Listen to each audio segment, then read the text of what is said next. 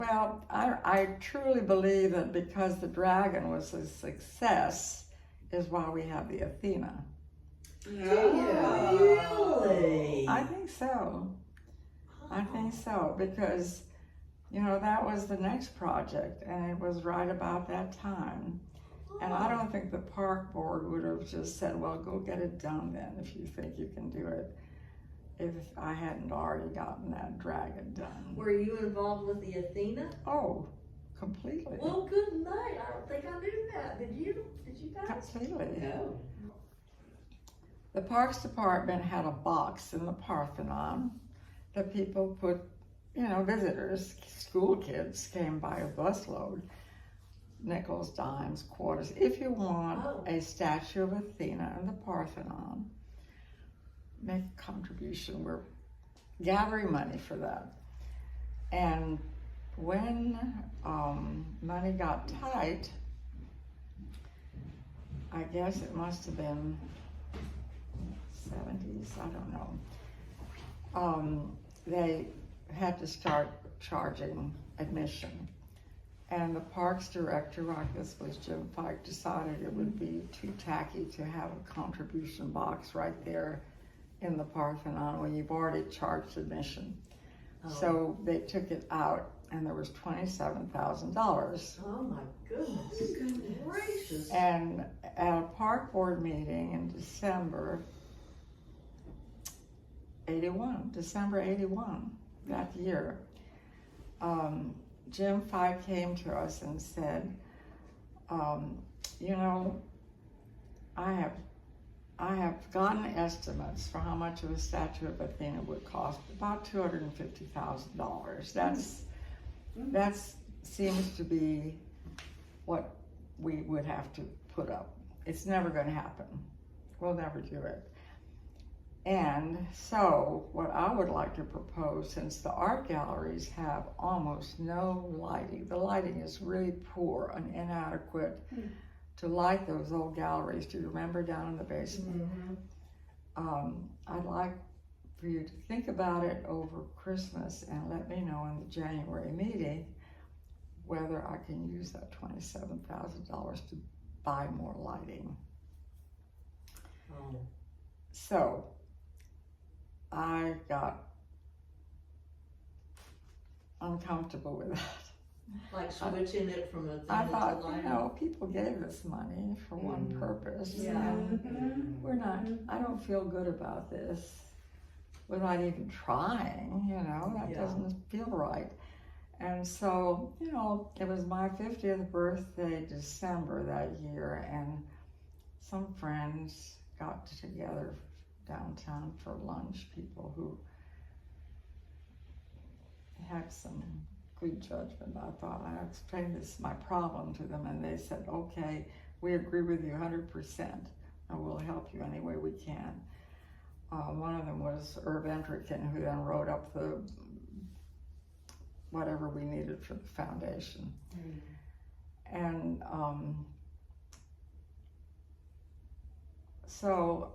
but I had this glimmer of an idea because I'd seen at Blair the statue of David in the atrium, which was a real person. I mean, at that point, you have no idea. Art was all abstract. Nobody was doing anything except abstract art. There was Portlandia way off in Oregon at the top of one of their big civic buildings, and that was an actual human form, but nobody was sculpting human forms in America at that point. So, but I thought, well, at least Alan would have an opinion on whether this could be done if I could just get to him. But I didn't know him.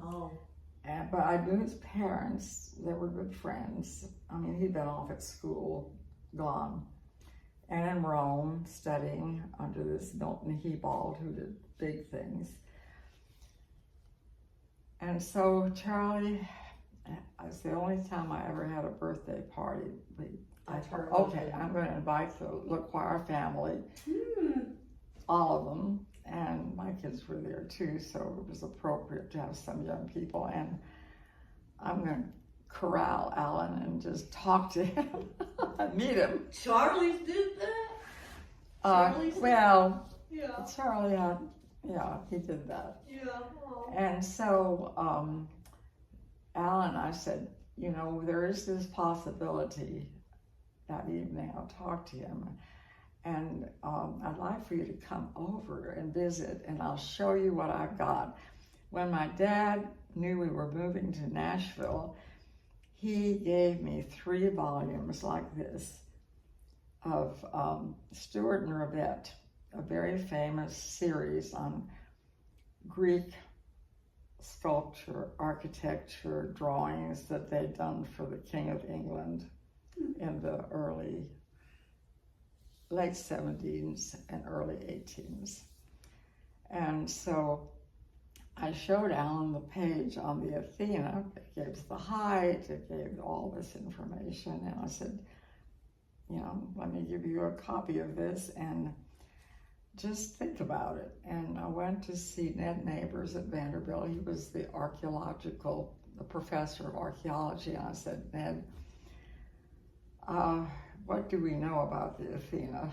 Do we know enough? And he said, oh, let me show you the latest journal. Look at this. This is the picture of the shield. We even know what was on the shield. They have found enough fragments, and Eve Harrison up in New York City, she's an art person at NYU. She drew this and from evidence, and we do know. And then Netta Lipin in Montreal has made an actual model of the Parthenon with the statue of Athena, and Brunilda Ridgway at Bryn Mawr has worked on classic sculpture and knows a great deal about it. So I wrote all these 3 ladies and asked them what they recommended, whether we could actually get enough information. I never heard from Netta Lipin, but Brunilda Ridgway said yes. She thought, you know, that there was quite a bit and that it could be done. And Netta Lipin, Eve Harrison said, well, yes and no. I'd love to tell you that there is quite a bit of information. We really do know, and we have all these Roman models and all these Greek models, but I'm so afraid it's going to be ugly. That would be heartbreaking. So, gosh.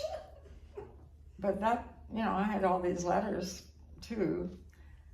And so in January, I called Alan. I need something. Come on, let me have anything.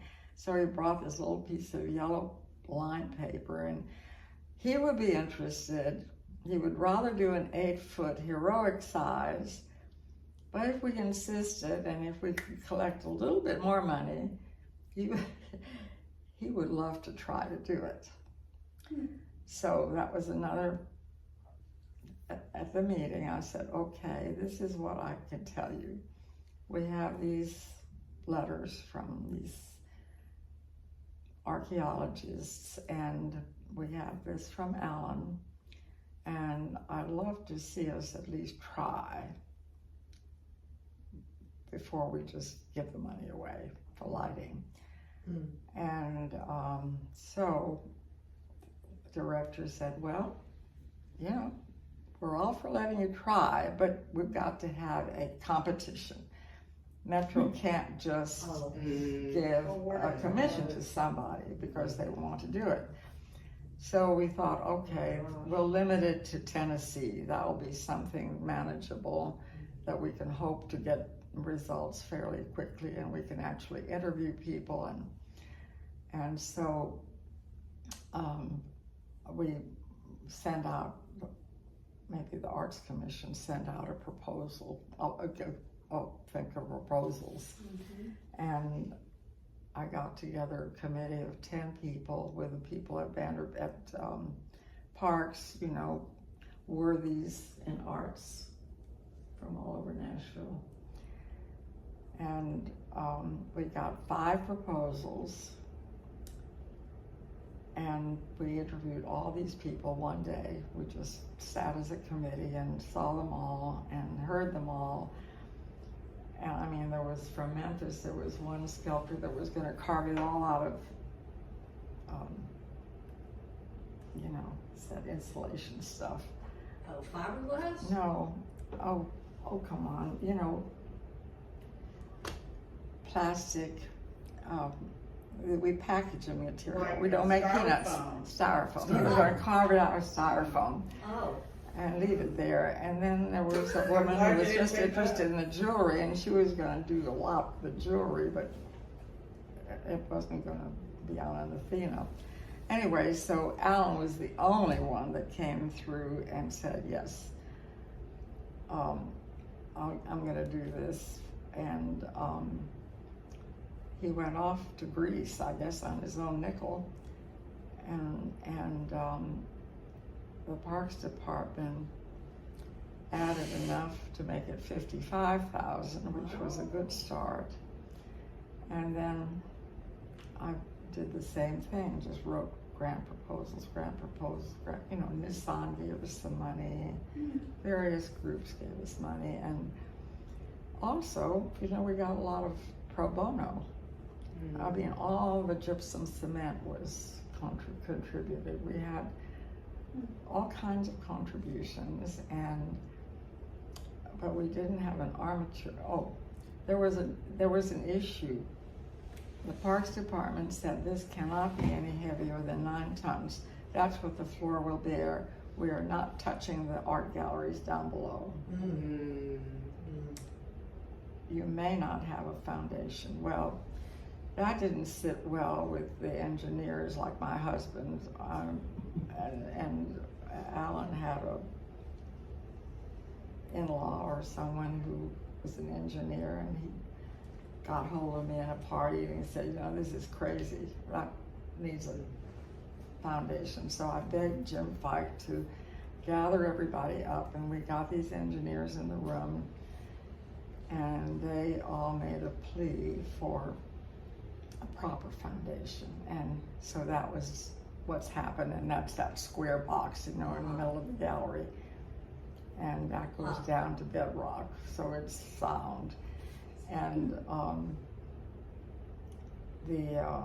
after that, Alan had made the head armature out of aluminum from a gift from AFCO, but after that, we could use steel, you know, we could go much heavier. And my friend Tish Fort, she said, I know who you need. Let's go see Ben Rector, head of the Rogers Group. They build bridges, they build highways, they use steel. And I've just decorated their house. You know, she was an interior decorator. Tish said that. Tish. So one wintry day, I think I had to put chains on my car. We went together down to see Ben Rector, and we told him, we showed him pictures, we told him what was happening and who the sculptor was, and we made the best pitch we could.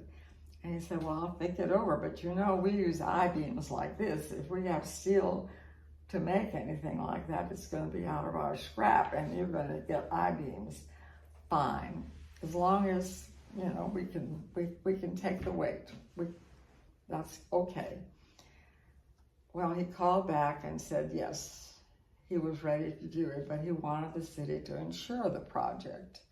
He wanted insurance in case something might be damaged in the Parthenon. Well, the city sat on that for a whole year, and we didn't hear from them. You bet they did. I bet they did. It was appalling, and you know, that's when Alan had time to do other things, which was helpful because we only paid him $1,000 a month.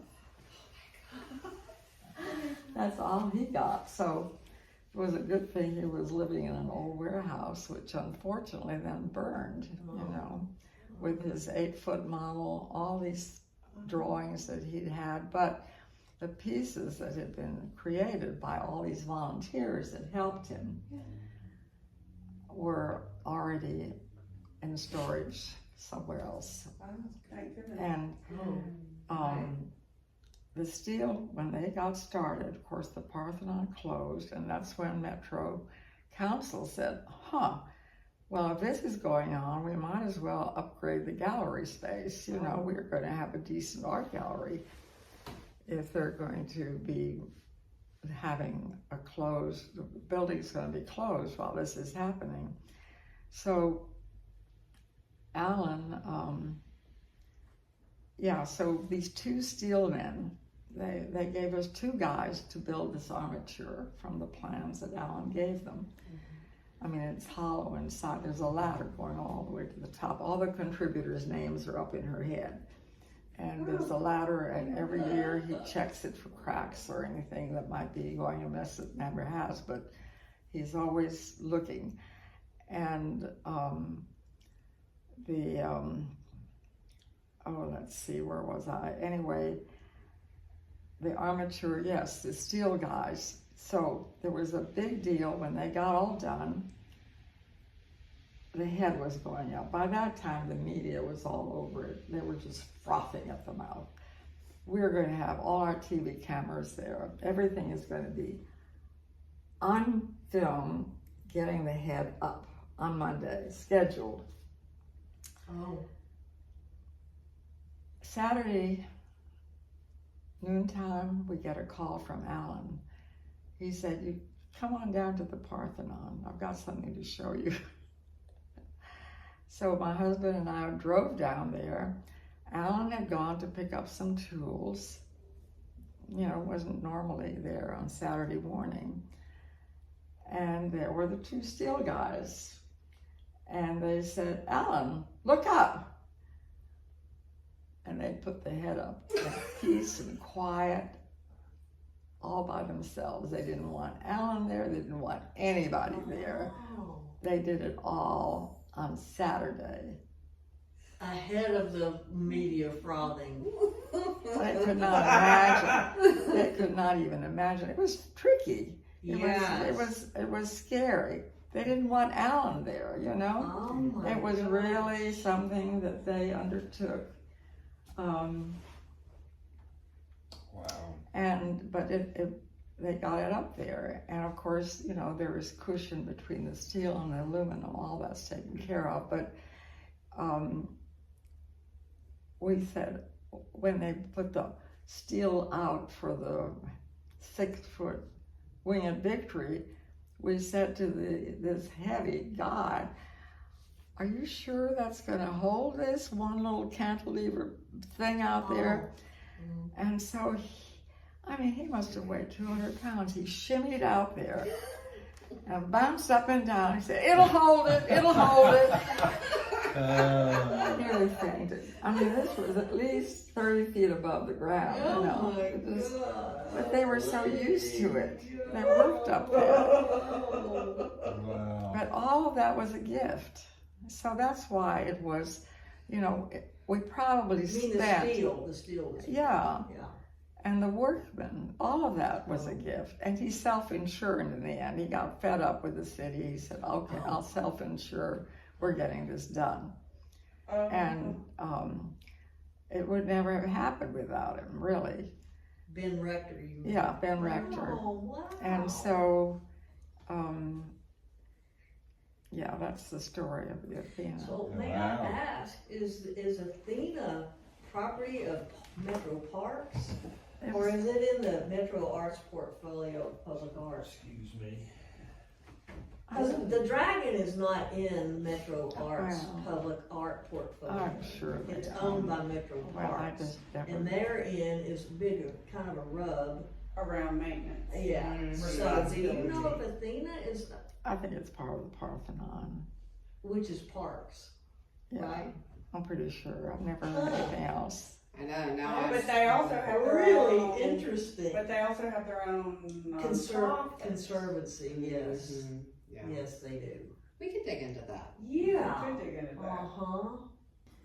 Yeah, And you I think have- we you spent have about inspired- 120,000 55 to start with, and I think I raised it up to 120.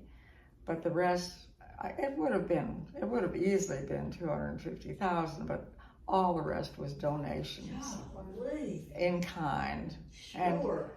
And Alan was a genius at getting volunteer help. He was just like Pedro, Yeah. easygoing, calm, just do what he needed and knew how to get it done, and just made it feel like fun for people. Oh, What a treasure you have been for our city. I know. Well, Your vision and your Gosh. hard work and just not taking no for an answer has had a lasting Yeah. impact on this Well. town. I had a good time. Yeah. I got a lot of support at home. I mean, Charlie was so happy to see me busy and happy. This is great. Well, I just can't thank you enough for taking the time to come out and meet us and visit. Well, I love seeing you and meeting you and thanking you. Thank you.